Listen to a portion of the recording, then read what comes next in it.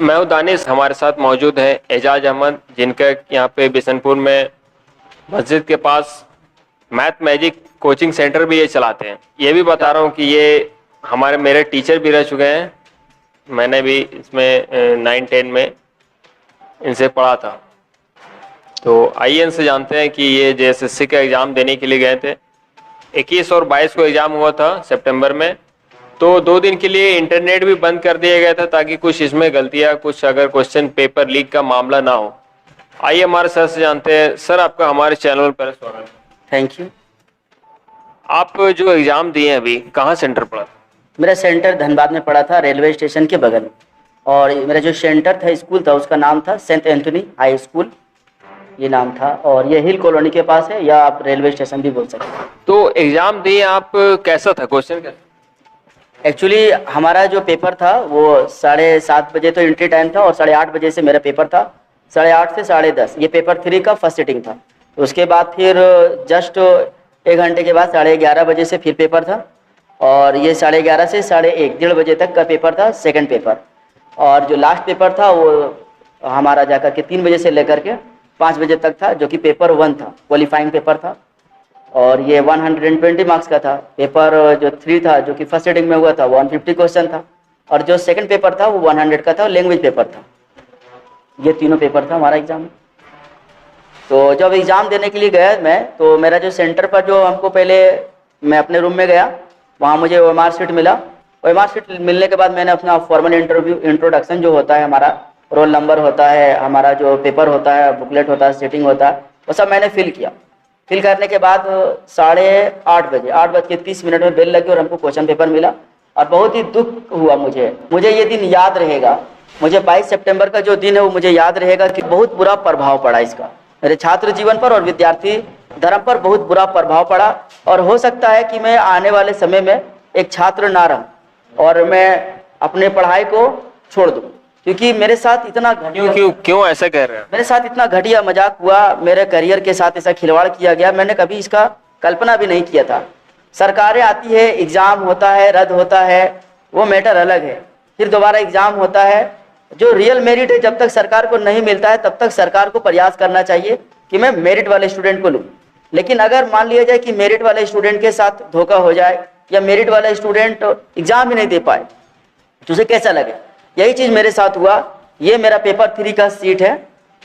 Paper 3 जो था वो मेरा फर्स्ट सिटिंग में एग्जाम हुआ। ये पेपर 3 का फर्स्ट सिटिंग में एग्जाम हुआ है, और ये फर्स्ट सिटिंग का एग्जाम है। इसमें देखिए ये ऐसे लड़क रहा, फटा हुआ, ये पेपर हमको फटा हुआ मिला। और ये पेपर का रूल है, जो एग्जाम पेपर होता है कॉम्पिटिटिव का, वो आप लोग अगर देखिए, अभी कभी एग्जाम दिए होंगे कंपटीशन का, तो क्वेश्चन पेपर पूरी तरह से सील्ड होता है। ऑफलाइन एग्जाम का पेपर सील होता है, जबकि आपको यहाँ से लेकर के यहाँ तक सील का कोई निशान नहीं है। अब मैं आपको फिजिकली अभी फील कराऊंगा कि इसमें कहीं पर कोई निशान भी नहीं था, कि जो मैंने हटा दिया।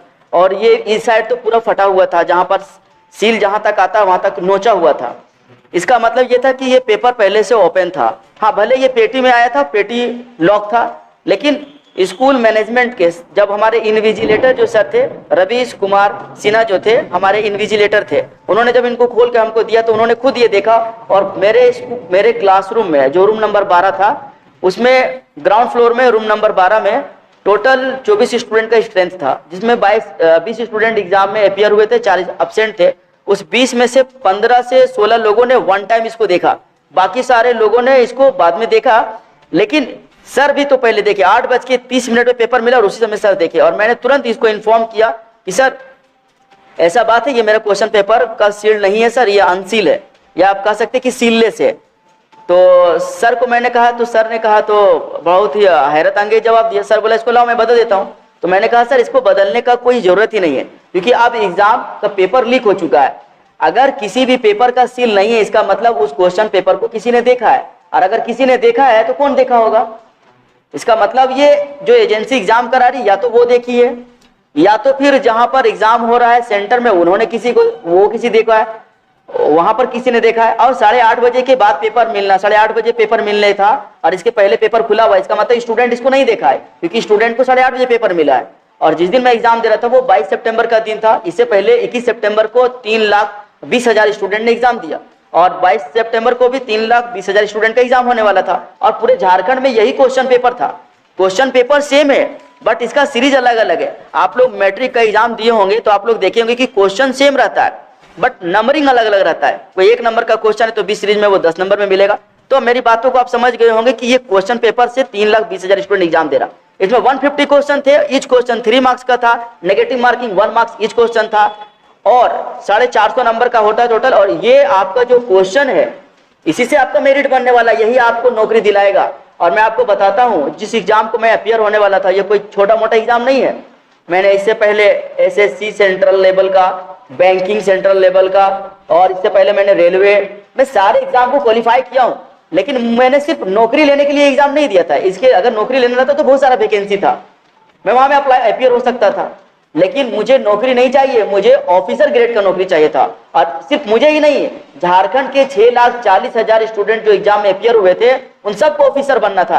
ये वैकेंसी 2015-16 का था, पहली बार 2016 में एग्जाम में अपियर हुआ, उसका ओएमआर शीट है मेरे पास, मैं आपको व्हाट्सअप कर दूंगा, देख लीजिएगा। उसमें मैंने पीटी एग्जाम में सिर्फ 1 मार्क्स से मैं छूट गया था, 248 कट ऑफ गया था मेरा, 247 आया था। तो उस समय मेरे साथ एक फेवर हुआ कि एग्जाम कैंसिल हुआ, तो मैं उस अपॉर्चुनिटी को बदलना चाह रहा था। उसके साथ मैंने 9 साल इसको गुजारा है और मैंने झारखंड को जेएसएससी सीजीएल का जो सिलेबस है, खोटा को, उर्दू को, पहले तो उर्दू का सिलेबस थोड़ा इजी था तो मैंने उर्दू पढ़ा, उसके बाद खोटा का सिलेबस इजी का तो मैंने फिर खोटा पढ़ा, उसके बाद तो पेपर 3 जो जनरल नॉलेज का था उसमें झारखंड, इतनी मोटी मोटी किताबें। मैं आपको अपने वीडियो में मैं अपना लाइब्रेरी का भी फोटो भेजूंगा, जो मेरा पर्सनल लाइब्रेरी है, जहां पर मैंने किताबों का ढेर लगा के रखा है। मैंने यूपीएससी, अभी हाल ही में जेपीएससी का एग्जाम का जो पीटी एग्जाम हुआ था मैं क्वालिफाई किया हूं।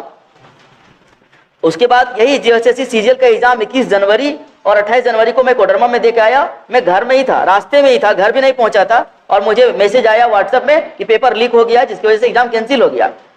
उसके बाद फिर मैंने पेशेंस रखा, फिर से तैयारी शुरू किया। अगस्त में होने वाली थी एग्जाम नहीं हुआ। उसके बाद एक कैलेंडर आता है जिसमें बोला गया कि एग्जाम सितंबर में होगा। उसके बाद फिर जेपीएससी का रेंजर का वैकेंसी आता है, ये फॉरेस्ट विभाग का, उसका डेट देता है 21 अगस्त का, 21 सितंबर का एग्जाम होगा। उसके बावजूद मैंने अपना पढ़ाई जारी रखा और अचानक से 4 तारीख को पता चलता है कि ना एसएससी सीजीएल का एग्जाम होगा, जेपीएससी का एग्जाम नहीं होगा, एसएससी सीजीएल का एग्जाम होगा। अब स्टूडेंट दुविधा में, मैं भी दुविधा में था, लेकिन फिर भी मैंने अपनी तैयारी जारी रखा। और मैं बताता हूं जो मेरा पेपर 2 हुआ कोटा का, उसमें मैंने 99 अटेम्प्ट किया, 100 क्वेश्चन में 99 अटेम्प्ट किए। और मैं एक टीचर हूं, मैं बहुत दिनों से पढ़ा रहा हूं, मैं पढ़ रहा हूं, मेरा कोई और ही काम ही नहीं है, मैं सिर्फ पढ़ाता हूं, मैं पढ़ता हूं। ये आप लोग मेरे YouTube चैनल पर भी देख सकते हैं, मेरी एक्टिविटी पढ़ाई से रिलेटेड होती रहती है। तो मैथ्स मैजिक 786 नाम से मेरा YouTube चैनल है और करियर गाइडेंस के नाम से भी मेरा YouTube चैनल है, जिसमें मैंने अपना एग्जाम का एक्सपीरियंस शेयर किया हूं कि मेरे साथ वहां क्या घटना घटा। अब मैं आप बताता हूं कि एग्जाम के रूम में मेरे साथ क्या हुआ। जब ये मैंने साथी विद्यार्थियों को दिखाया, साथी विद्यार्थियों ने देखा और टीचर का जो हमारे इन्विजिलेटर थे वो देखे, तो इन्विजिलेटर ने साफ साफ देखने के बाद ये कहा, मुझे उस समय संतुष्ट कराया कि मैं आपको जेपीएससी के जेएसएससी के अधिकारियों से बात कराता हूँ और मैं अपने स्कूल के अधिकारियों से बात कराता हूँ। 10 मिनट का टाइम लिया लेकिन मुझे बात नहीं कराया। फिर जबरदस्त बार्गेनिंग हुआ, जबरदस्त मैंने वहां पर मैंने उन लोगों से कहा, मैंने रूल बताया, सारे लोगों को समझाया। सबसे बड़ी हैरत की बात ये कि वो लोग ऑलरेडी जॉब में थे, उसके बावजूद भी उनको पता नहीं था कि पेपर का सील खुलने का मतलब क्या होता। मेरे जो सेंटर में थे और यहाँ मैंने जहाँ एग्जाम दिया था वहाँ लगभग सभी का पेपर में लॉक था। एक पेपर मेरा और एक मेरे रूममेट का ही आप कह सकते जहाँ एग्जाम दे रहे थे वहां पर उसका सील टूटा हुआ था, मेरे में तो सील है ही नहीं। आप इनका फॉरेंसिक जांच करवा ले, आप पता चल जाएगा। जब मैं कोर्ट में जाऊंगा तो इनका जब मैं हाई कोर्ट में इसके लिए रिट दायर करूंगा तो पता चल जाएगा, इसका फॉरेंसिक रिपोर्ट आएगा तो क्या इसमें लगा हुआ या नहीं लगा हुआ। और ये जो हमारे साथी मीडिया कर्मी ये देख के आपको बता देंगे फिजिकली एक्सपीरियंस करके, फील करके कि इसमें सील का कहीं निशान है या नहीं है। ठीक है, मैं दूसरा पेपर आपको दिखाता हूँ, इसमें बाकायदा सील लगा हुआ है। ये पेपर 2 है और मैंने इस सील को खोला है और खोलने के बाद इस तरह से कुछ मिलता है और इधर आप जब टच करोगे, फील करोगे तो यहाँ पर आपको खुरदरा सा नजर आएगा, जिससे आपको पता चले कि हाँ मार्क है, यहाँ पर सील लगा हुआ था। मतलब ये इस तरह से था, जब इस तरह था तो कोई खोल के देख नहीं पाया होगा। मैं इसका भी बात करता हूँ, मैंने इसको 20 से फाड़ा है, तो 20 से फाड़ा तो देखिए इस साइड भी सील है और ये साइड भी सील है ना, पेपर ओपन है।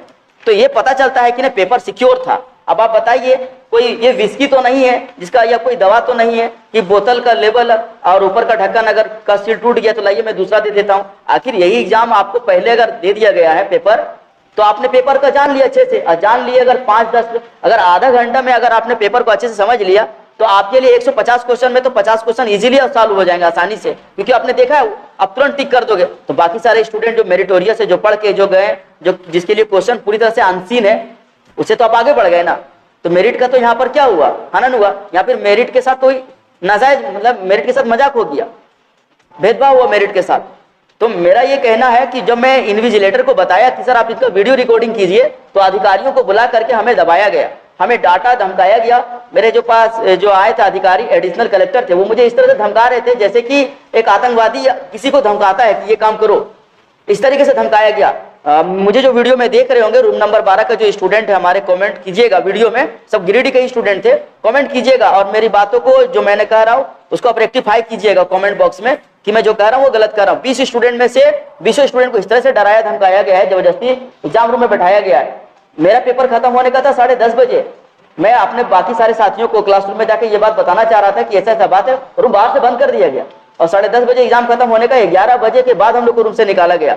बताइए, ठीक है आप स्ट्रिक्टली एग्जाम लीजिए, लेकिन आप स्टूडेंट के फंडामेंटल जो रूल है, जो एक्सप्रेशन है उसको आप बंद नहीं कर सकते। मेरा राइट टू एक्सप्रेशन जो था, जो मैं लोगों को बताना चाह रहा था कि मेरे साथ ऐसा ऐसा घटना घटा, उसको आप ब्लॉक कर दिए। रूम बंद करके एग्जाम लेने का कहीं तरीका है क्या? अच्छा, पहले जब एग्जाम होता था, ऑफलाइन एग्जाम होता था, मैंने जेपीएससी का एग्जाम हुआ तो वहां पर कैमरामैन आते थे और कैमरामैन हमारे देखते थे क्वेश्चन पेपर को सील है या पूछते थे कि क्या हुआ नहीं हुआ, सब कुछ ठीक है कि नहीं। इस बार कैमरामैन भी नहीं आया तो मैं किसको बताता। और पूरी जब एग्जाम देके निकला 11:30 बजे के बाद, तो तुरंत फिर मेरा साढ़े 11:30 बजे के बाद 11 बजे के बाद जब मैं निकला एग्जाम दे करके, 10:30 बजे खत्म होने था, 11 बजे के बाद हम लोग को निकाला। तो 11:30 बजे के बाद फिर से एक पेपर था 11:30 से, तो तुरंत फिर हम लोग जैसे बाहर निकले, फिर हम लोग को अंदर जाना पड़ा। अंदर जाकर के मैंने फिर एग्जाम दिया और उसमें मुझे सील नजर आया तो मैंने एग्जाम दिया। और मैंने स्टूडेंट का जो डिसिप्लिन था उसको मेंटेन किया, मैंने कोई होय हंगामा नहीं किया, मैंने किसी के साथ भी बदतमीजी नहीं किया। जो भी ऑफिसर थे, टीचर्स थे, मैंने उनसे अच्छे से बात किया, मेहनत से बात किया, क्योंकि मैं भी एक टीचर हूँ, मैं जानता हूँ कि टीचर का रूल क्या होता है। वहाँ कैमरा लगा हुआ था, मैंने बोला सर क्या कैमरा लाइव है, मुझे ये भी दिखा दीजिए। तो मुझे ये भी नहीं दिखाया गया कि कैमरा लाइव है कि नहीं। प्रिंसिपल सर आए, प्रिंसिपल सर एक फादर थे, उनको भी मैंने बोला कि सर आप वीडियो रिकॉर्डिंग कर लीजिए, क्योंकि ये आपके स्कूल में तो घटना घटी नहीं, आपके स्कूल में जो पेपर आया था वो सील्ड था, लेकिन मेरे क्वेश्चन पेपर अनसील है। तो ये आपका स्कूल का रेपुटेशन को डाउन कर देगा सर, कि अगर मान लीजिए कि आपके स्कूल में कोई क्वेश्चन पेपर का सील टूटा हुआ पाया और आपने कमीशन को इन्फॉर्म नहीं किया, तो क्रेडिट खराब कर दिया सर अपना। और मुझे सबसे ज्यादा दुख इसी बात का हुआ कि वो जो इन्विजिलेटर था, सारा जिम्मेदारी उनके ऊपर होता है कि आप उनके देखरेख में एग्जाम कंडक्ट कराया जाता। मैंने उसको बोला कि सर मैं एप्लीकेशन लिखता हूँ, उसमें साइन कर दीजिए। बोला मैं साइन नहीं करूंगा, मेरी नौकरी चली जाएगी। उसके बाद जो ऑफिसर लोग आए, एडिशनल कलेक्टर लोग आए, एक मैडम साहिबा आई थी, वो शायद वीडियो का गाड़ी में आई थी, लेकिन उसको अपॉइंट किया गया होगा एसडीएम या डीएम के तौर पर। मैंने उससे इंट्रोड्यूस करना चाहा, मैंने उससे बात करना चाहा, मुझे बात नहीं करने दिया, आया और फिर वापस चली गई, बात नहीं की हमसे। एडिशनल कलेक्टर साहब आए, पूरा धमकाने लगे, जोर जबरदस्ती करके बैठा करके। फिर हमको जब सेकंड सीटिंग का एग्जाम खत्म हुआ तो हमसे पूछा, हम अप्रोच किए उनको, तो वो थे ही नहीं। बोला था हमको कि अप्रोच कीजिएगा, फर्स्ट सीटिंग का एग्जाम खत्म हुआ, उसके बाद जब मैंने बात किया तो बोला आप सेकंड सीटिंग में अप्रोच कीजिएगा। मैं उनके पास गया, बोला कि आप एप्लीकेशन वगैरह लिख करके दीजिएगा, आपको रिसीविंग दे देंगे, ये बात हम कमीशन तक पहुंचा देंगे। तो मैं जब दोबारा गया तो एप्लीकेशन पेपर लेने से मना कर दिया डीन ने, और बोला कि अधिकारी लोग तो चले गए, और मुझे गुमराह किया गया। और मैं जब एग्जाम सेंटर से निकला तो कुछ मीडिया कर्मी आए थे, तो मैंने उनसे बताया और मेरे साथी लोग भी बताए कि क्या क्या घटना घटा, सारा मैंने उसको बताया। और लेकिन अभी तक कोई एक्शन नहीं हुआ। अब मेरे पास कोई ऑप्शन नहीं बचा हुआ। मैं हमारे जो गवर्नमेंट है, इसका मतलब जो सरकार है, जेएमएम की जो सरकार है और कांग्रेस की, उस सरकार का इंसल्ट किया जा रहा है। एजेंसी जो है उस सरकार को बदनाम करने का काम कर रहा है। यही एजेंसी था जिन्होंने 21 जनवरी और 28 जनवरी को एग्जाम लिया था, पेपर कैंसिल हुआ था। वही एजेंसी फिर से एग्जाम ले रही है। तो सरकार का जो इमेज है स्टूडेंट के सामने, उसको खराब करने की कोशिश किया जा रहा है। सरकार जो भी काम कर रहे हैं जनता के लिए, वो एक तरफ अलग है, लेकिन स्टूडेंट का काम अलग है। स्टूडेंट को सिर्फ नौकरी चाहिए और कुछ नहीं चाहिए। ना कोई नेता बनना चाहता है, ना कोई यूट्यूबर बनना चाहता है। स्टूडेंट को नौकरी दीजिए, वो अपना नौकरी करेगा। मेरे साथी लोग जो नौकरी कर रहे हैं, क्या वो नेता बने, क्या नहीं बने? क्या वो यूट्यूब में पढ़ाते, नहीं पढ़ाते हैं? ना यूट्यूब में वो राजनीति करते हैं, कुछ नहीं करते। लेकिन सरकार क्या कर रहा है? यूट्यूबर बना रहा है। सरकार क्या करती है? सरकार की गलतियों की वजह से स्टूडेंट यूट्यूबर बन जाते हैं या तो वो नेता बन जाते हैं। और नेता बन जाने के बाद, ये सब बन जाने के बाद उतना एक्सपीरियंस नहीं रहता और फिर गलत सलत तरीके से वोट का बंटवारा हो जाता है। ये सब पॉलिटिकल मैटर है, वो आप लोग समझते हैं कि क्या होता है जब कोई नया नेता बनता है या स्टूडेंट नेता बन जाता है तो क्या होता है। और जो पॉलिटिक्स करने वाले लोग होते हैं, जो मेन स्ट्रीम पॉलिटिक्स होता है, उसको क्या नुकसान होता है। तो मेरा ये कहना है कि गवर्नमेंट जो है जितना जल्दी से जल्दी हो सके हम गवर्नमेंट के साथ अप्रोच करना चाहते हैं, और मैं पेपर को दिखाना चाहता हूँ। आप पेपर को फॉरेंसिक जांच में भेजिए, इस एग्जाम का सीबीआई जांच करवाइए, क्योंकि अगर आप सीबीआई जांच करवाते हैं तो एजेंसी जो एग्जाम कंडक्ट करा रही है और स्कूल जहां मेरे साथ ये सब हुआ वो जिम्मेदारी लेंगे, और उनका जो मतलब नेचर जो था, वो बेड नेचर जो हमारे साथ बेड कंडक्ट था, उनका मतलब क्लियर हो पाएगा और आपकी छवि बच जाएगी सरकार की। और नहीं तो सरकार की छवि खराब हो जाएगी, क्योंकि आज 3,20,000 स्टूडेंट एग्जाम दिए और उससे रिलेटेड बहुत सारे स्टूडेंट के नज़र में सरकार खराब हो गई है। यूट्यूब में देखिए, हम लोग बिहारी नहीं है। मैं बता दूं कि जो अभी जो कल्पना मैडम है, जो गांडे विधानसभा से चुनाव जीती है, विधायक है, मैं उसी गांडे का मतलब परमानेंट रेसिडेंट हूँ मैं, और मैं अभी यहाँ पर टेम्पोररी बिशनपुर में गिरिडीह में रह रहा हूँ। तो बिशनपुर गिरिडीह में रह रहा हूँ, तो मैं वहाँ का रेसिडेंट हूँ। मैं चाहता हूँ कि वो भी इस मामले में दखल दे, और मैं उनसे टाइम मांगता हूँ, मुझे टाइम दीजिए। और जो हमारे हेमंत सोरेन है, जो चीफ मिनिस्टर है, उनका जो ये हनुमान है, जो उनका मतलब क्या बोलते हैं, सेफ गार्ड करने के लिए जो राइट हैंड है, डॉक्टर इरफान अंसारी, मैं उनको भी ये बात कहना चाह रहा हूँ कि आप भी इस मैटर को संज्ञान में लीजिए, क्योंकि आप लोगों के प्रति हमारे मन में बहुत ही श्रद्धा है और बहुत ही रिस्पेक्ट है। मैं गवर्नमेंट को बहुत ही रिस्पेक्ट की नज़र से देखता हूँ। गवर्नमेंट की रही होगी कोई मजबूरियाँ जिसकी वजह से एग्जाम पहले नहीं कंडक्ट करा पाए, तो हम लोगों ने गवर्नमेंट को सपोर्ट किया कि आप एग्जाम लीजिए, और हम लोगों ने एग्जाम दिया, फेयरली एग्जाम दिया। मैं तो एप्लीकेशन लिख के देना चाह रहा था, एप्लीकेशन को भी रिसीव नहीं किया, यहाँ तक को मैंने थाने में भी अप्रोच नहीं किया अभी तक। तो हम लोग 20 स्टूडेंट थे, 20 को मैंने समझा बुझा करके हम लोगों ने वापस भेज दिया, घर चले गए हैं। और अब क्या हो रहा है कि मैं कोशिश कर रहा हूँ कि जो मेरा साथ जो घटना घटा है उसको मैं कोर्ट के सामने और सरकार के सामने रखूँ। ये दो सवाल है मेरे से। पहले कि जब आपको क्वेश्चन पेपर मिला तो क्या सबसे पहले ऊपर जो क्वेश्चन था वही आपको मिला था क्या? जैसे कि क्वेश्चन सीरियल नंबर वाइज बचता है, ठीक है, तो मेरा जो सीरियल नंबर था क्वेश्चन का, मैं दिखाना चाहता हूँ। वो मतलब क्वेश्चन आपके बीच में था, सबसे ऊपर क्वेश्चन नहीं था। मेरे सबसे पहले जो क्वेश्चन मिले वो प्रकाश भाई थे, जिसका सील टूटा हुआ था उनका, लेकिन सील था। उसके बाद जो क्वेश्चन मिला उसमें कहीं सील नहीं टूटा हुआ था, सब ओके था। मुझे जो क्वेश्चन पेपर मिला उसमें सील था ही नहीं, टूटा हुआ तो दूर की बात था ही नहीं, फटा हुआ था। और फटा हुआ था जिसके वजह से मुझे शक हुआ कि ये क्वेश्चन पेपर किसी ने देखा है। तो किसी ने देखा है तो कोई दिक्कत नहीं है, ये तो जांच का विषय है। मेरा ये कहना था कि आप इनका वीडियोग्राफी कीजिए और आप इनको फोटो लीजिए, और मुझे, क्योंकि मेरा क्वेश्चन है, तो मुझे आप व्हाट्सअप कर दीजिएगा। ये आपके स्कूल का भी एक प्रूफ रहेगा और मेरा भी रहेगा। और आप जो फोटो खींचिएगा उसको आप कमीशन को भेज दीजिएगा, रिपोर्ट कर दीजिए कि हाँ सर, मेरे स्कूल में रूम नंबर 12 में एक क्वेश्चन मिला जो पूरी तरह से सील्ड नहीं था, उसमें सील था ही नहीं, बट वो पेटी में पूरी तरह से लॉक था। इसका मतलब कि सेंटर में पेपर के साथ छेड़छाड़ नहीं हुआ, क्योंकि सेंटर में जो क्वेश्चन पेपर पहुंचता है वो आधा घंटा पहले पहुंचता है। क्वेश्चन को उस आधा घंटे के पहले ऐसा किया गया, क्योंकि अगर आधा घंटे से पहले अगर नहीं किया होता तो इसमें सील का निशान रहता। इसका मतलब इस क्वेश्चन को या तो लीक करना छोड़ दिया, लीक ही नहीं किया, और जब पता चला कि ये तो फंस जाएंगे तो इसको इतना दूर फाड़ दिया ताकि ऐसा लगे इन्विजिलेटर को कि स्टूडेंट ही गलती किया और फाड़ दिया। लेकिन एक चीज गलती किया उन्होंने इस साइड चिपकाना ही भूल गया, जिसकी वजह से यहाँ कोई फिजिकल मार्क्स नहीं है। आप देखिए, स्क्रैच करके छू के देखिए और बाकी सबको भी छू के देखिए। ये फोरेंसिक जांच का विषय है, जांच होगा तो पता चल जाएगा, ठीक है। आप इनको भी देखिए इधर। अब मैं इसको उखाड़ता हूँ अभी आपके सामने, देखिएगा एक निशान बन जाएगा, या तो ये फट जाएगा, हल्का सा एक लेयर उखड़ जाता है, या तो ये फट ही जाएगा। देखिए फट जा रहा है, ये इतना क्लोजली चिपका हुआ रहता है। इसी में तो भविष्य है स्टूडेंट का। जो आप देख सकते हैं कि ये बिल्कुल इसको सील नहीं किया गया था, और उससे बचने के लिए इसको यहाँ पे फाड़ दिया गया। और अगर सील किया हुआ रहता तो यहाँ पे पीछे में उसका हल्का सा कुछ निशान रहता है, लेकिन कुछ भी नहीं है, मतलब ये क्वेश्चन सील ही नहीं हुआ था। एक और सवाल है कि आपके क्लास में कितने 20 स्टूडेंट हैं? टोटल 24 स्टूडेंट का स्ट्रेंथ था, तो हम लोग सिर्फ 20 स्टूडेंट थे। 20 में से कितने का इस तरह से हुआ? सिर्फ आपका? मेरे साथ ऐसा हुआ, और एक और भाई साहब थे प्रकाश जी, उनका सील टूटा हुआ था। तो 20 में से 2 लोगों का ऐसा मिसमैनेजमेंट था क्वेश्चन।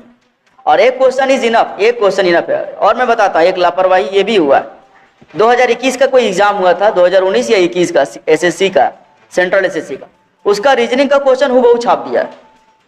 मतलब अगर ये एजेंसी, मैं ये बात बोलता हूँ ऐसा संभव हो सकता है, अगर एजेंसी ने अपने लोगों को ये बता दिया होगा कि 2021 का क्वेश्चन या 2019 का जो मैं क्वेश्चन बोल रहा हूँ आप लोग देख लीजिएगा, उसको आप पढ़ लीजिएगा, तो उसका तो रीजनिंग का क्वेश्चन में डाउट ही खत्म हो जाएगा। वो आएगा रीजनिंग का 20 क्वेश्चन को वो 6 मिनट में भी रंग के गोल कर देगा। अब मैंने एग्जाम और हमारे 20 साथी जो इसको एग्जाम नहीं दिए उसके पीछे कारण क्या है, जिसको कंपटीशन का सी नहीं आता वो भी मुझे ये बोल रहे थे कि आप एग्जाम क्यों नहीं दिए। मैं बताता हूँ क्यों नहीं एग्जाम दिए। पहले तो 10 मिनट तक हम लोग में बातचीत हुआ, समझ नहीं पा रहे थे तो उनको मैंने समझाना पड़ा।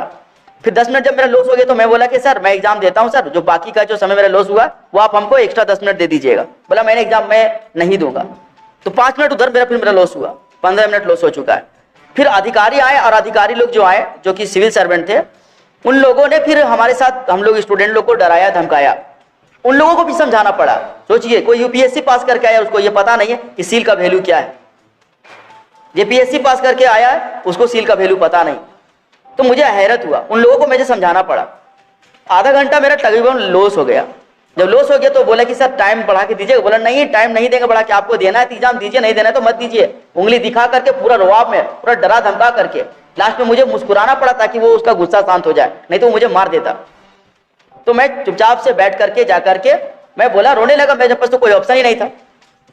अब बताइए आधा घंटा निकल गया, मेरे पास सिर्फ 90 मिनट बचा हुआ। 90 मिनट में 150 क्वेश्चन बनाना है, प्लस उसमें 20 क्वेश्चन मैथ का है और 20 क्वेश्चन रीजनिंग का, जो कि टेक्निकल क्वेश्चन होता है जिसे बनाने के लिए आपको समय लगेगा। एंड थर्ड पॉइंट क्या था कि उस बनाने हुए क्वेश्चन को 150 क्वेश्चन में आपने जितना क्वेश्चन बनाया उसको आपको अटेम्प्ट भी करना। आपके पास सिर्फ 90 मिनट बचा हुआ। बताइए अगर मैं 90 मिनट में अगर क्वेश्चन बना भी देता तो मेरे बाकी के 30 मिनट में जो क्वेश्चन बनने थे वो नहीं बन पाता, जिसकी वजह से मैं पीछे रह जाता। लोगों को मिलता 2 घंटा 120 मिनट, मुझे मिलता सिर्फ 90 मिनट। तो मेरे पास कोई ऑप्शन बचता तो मैं एग्जाम दे करके भी फेल हो जाता। और जब एग्जाम दे करके मैं निकलता बाहर तो फिर शायद ये मैटर ही नहीं उठता। बोलता आपने तो एग्जाम दिया है, आप तो एग्री किए हैं, आपने अगर ऐसा हुआ तो आप एग्जाम क्यों दिए, आप एग्जाम नहीं देना चाहिए, फिर ये बात उठती। इसीलिए मैं गांधी को पढ़ा हूँ, मैं नेहरू को पढ़ा हूँ, मैं अम्बेडकर को पढ़ा हूँ। इसीलिए मैं ये सोचा का प्रोटेस्ट करने का सबसे बेहतरीन तरीका है कि मैं गवर्नमेंट के द्वारा लिए जा रहे एग्जाम को नहीं दूंगा, क्योंकि मैं सेटिस्फाइड नहीं हूँ गवर्नमेंट के एक्टिविटी से।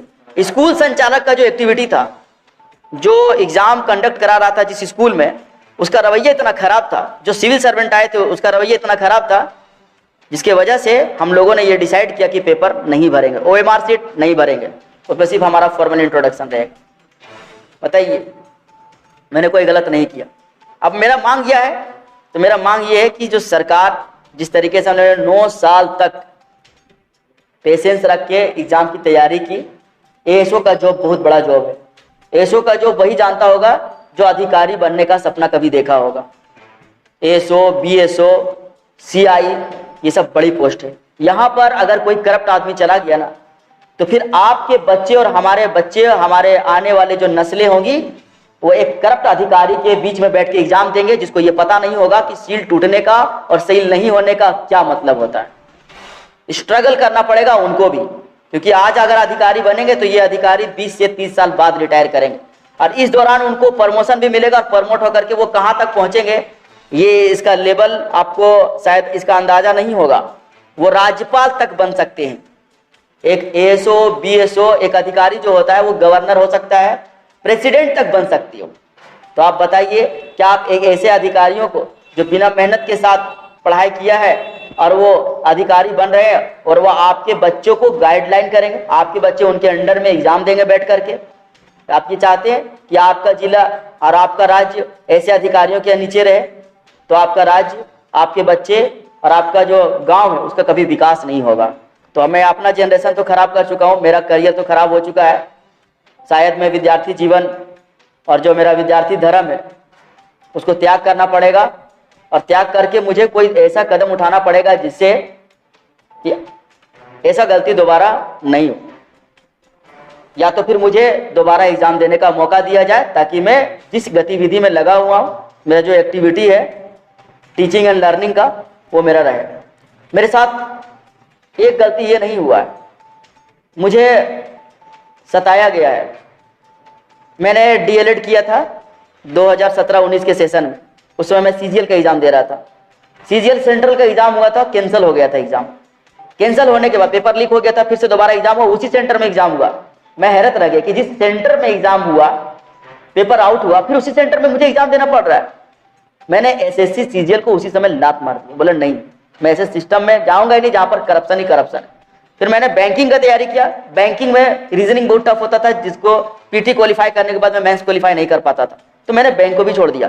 फिर मैंने रेलवे का पीटी निकाला, मेंस निकाला, अभी एनटीपीसी का जो एग्जाम हुआ था पीटी मेंस निकाला, उसी दौरान एएसओ का वैकेंसी का हलचल शुरू हो गया था कि इसका एग्जाम होने वाला। तो मैंने पीटी मेंस निकालने के बाद भी, मैं आपको रिजल्ट भेज दूंगा, पीटी मेंस निकालने के बाद भी कैटेगरी 5 का बहुत बड़ा पोस्ट है, निकालने के बाद मैंने टाइपिंग टेस्ट के लिए नहीं गया और मैंने एएसओ का तैयारी किया।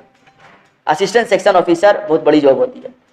उसके बाद मैंने डीएलएड जो किया था, सोचा था मैं भविष्य में टीचर बनूंगा, तो मैं टीचिंग लाइन से जुड़ा हुआ। डीएलएड को कोर्स ही मेरा कैंसिल कर दिया।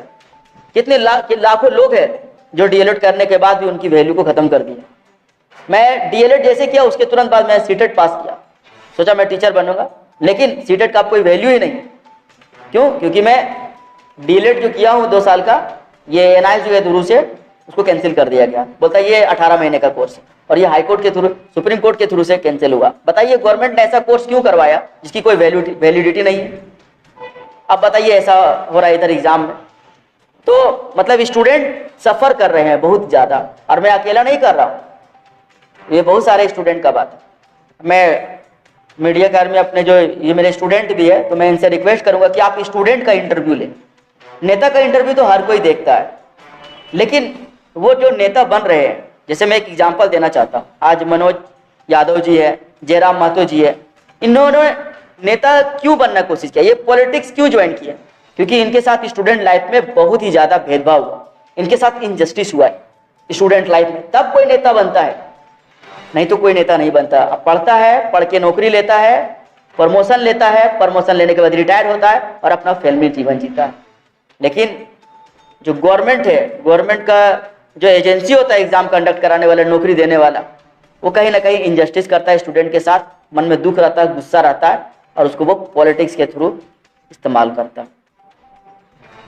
तो ये थे एजाज अहमद, इन्होंने बताया कि इनके साथ एग्जाम हॉल में क्या क्या हुआ। इनका जो क्वेश्चन पेपर मिला था इनको, वो सील भी नहीं था, क्योंकि मैंने खुद से यहाँ पे देखा है उसको कि आगे में तो अगर सील रहता है यहाँ पे, उसको छुपाने के लिए यहाँ पे फाड़ दिया गया, लेकिन एक उन्होंने अपना छाप छोड़ दिया कि यहाँ पे पीछे में उसको जो सील का जो स्टिकर रहता है, वह चिपकाने के बाद उसको दोबारा अगर उखाड़ा जाता है तो वहाँ पे हल्का से एक लेयर उखड़ जाता है, यहाँ पे चिपचिपा रहता है। वैसा कुछ भी नहीं, पूरा प्लेन ऊपर से नीचे तक।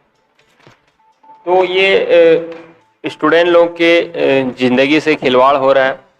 अगर ऐसा होता है तो अगर सरकार को भी चाहिए और विभाग को भी चाहिए, जेएसएससी को, कि इसकी जांच की जाए और जो दोषी है इसमें उनको कड़ी से कड़ी सजा दी जाए। और उम्मीद करते कि अब से सरकार इस पर ध्यान देगी और आने वाले दिनों में जो एग्जाम देते हैं बच्चे, स्टूडेंट, उन लोगों की ज़िंदगी से के साथ खिलवाड़ नहीं होना चाहिए, क्योंकि वो लोग काफ़ी मेहनत करते हैं, काफ़ी लंबे समय के बाद एग्ज़ाम भी होता है, और अगर क्वेश्चन लीक हो जाता है तो ये सरकार की भी नाकामी है और विभाग की भी नाकामी है। और कुछ कहना चाहेंगे? जी, मैं एक लास्ट बात कहना चाहता हूँ, इसके बाद मैं अपना बात खत्म कर दूंगा।